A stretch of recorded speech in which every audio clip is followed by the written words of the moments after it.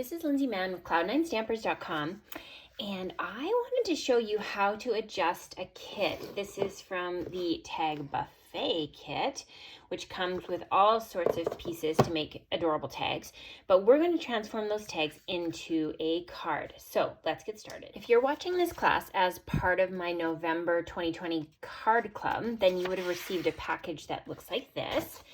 And included in it are pieces from the Tag Buffet kit.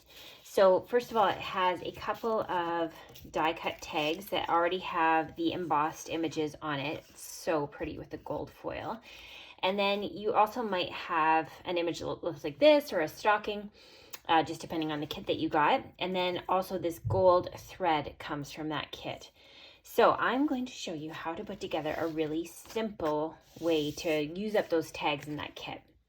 So first thing we're going to do is match up the edges of our card base and use a bone folder to get a nice crisp edge. Then you have some crumb cake background paper. We're going to set this card base aside for a second.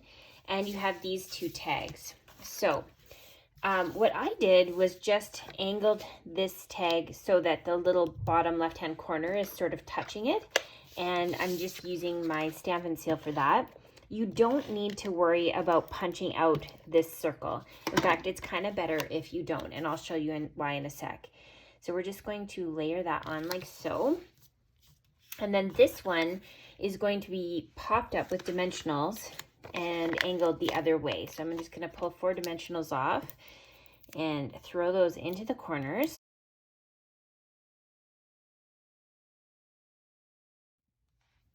Once the backings are off, we're going to stick that on an angle like that. So now it's touching that corner. And then we're going to add our image. So I have a cardinal to add, and again, I'm just going to use my dimensional. So just let me first throw the image around, apparently. Oh my gosh. Okay, there we go. 1, 2, and then we're going to add that to our card front, just with his little head up. And we're kind of keeping his body angled parallel to the bottom. And then we're going to throw on a greeting. So this greeting comes from the Tag Buffet stamp set, which coordinates with that kit. And we're using the 'Tis the Season with some garden green. So we'll just ink that up. And of course, if you don't have this stamp set, you could substitute in another Christmas greeting set, but I'm going to use that one. And then we're going to add a dimensional to the one side and then the adhesive to the other. So I'm just going to throw some adhesive up here and then some dimensionals down here.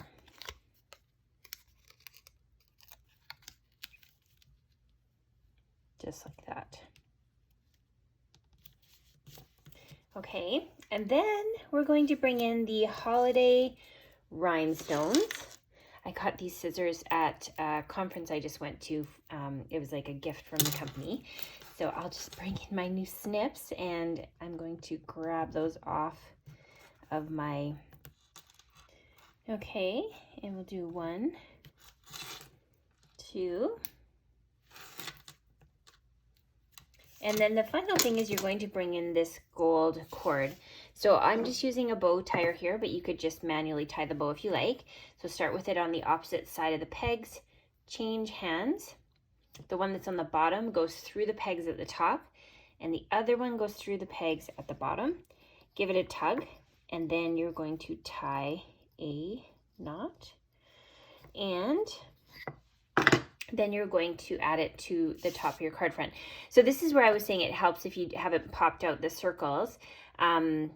This one I have, so I find that using a heavier glue will help, or if you use your glue dot and kind of like put it off to the center. So what I mean by that is I'm taking my glue dot and I'm just rolling it up so it's really skinny. And then I'm sticking it right beside the hole. If I stick it in, it's too indented for it to hold on to the thread, but this is going to be beside, and really nobody's going to be the wiser. Just like that. And then use some snips to be able to cut off your excess ribbon. Okay, last step.